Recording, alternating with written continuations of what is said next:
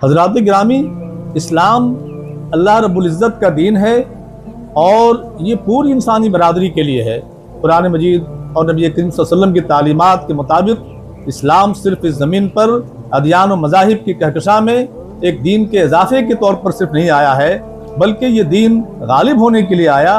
और इसकी शुरुआत होगी अपनी ज़िंदगी से, शुरुआत होगी अपने घर से, शुरुआत होगी अपने माशरे से, शुरुआत होगी और अपनी सोसाइटी से शुरुआत होगी। और अगर ये दीन हमारी ज़िंदगी में गालिब हो गया, हमारे माशरे में गालिब हो गया, हमारी इस खुदा की ज़मीन पर अगर गालिब हो गया, तो यकीन जानिए इंसानियत नवाजी का चलन आम होगा, मोहब्बत और बशर दोस्ती का मामला आम होगा और इंसानियत फ़रोग़ पाएगी। हर एक को ज़मीन पर रहने के लिए अमन और सुकून मैसर होगा और पूरी इंसानी बरादरी को तरक्की के मौके मिलेंगे। अगर खुदा का ये दीन अपनी ज़िंदगी में गालिब होता है, सोसाइटी में गालिब होता है, माशरे में गालिब होता है, तो ये इसके फ़यूज़ बरक़ात हैं, जो फ़यूज़ बरक़ात ज़िंदगी के हर शोबे में ज़ाहिर होंगे।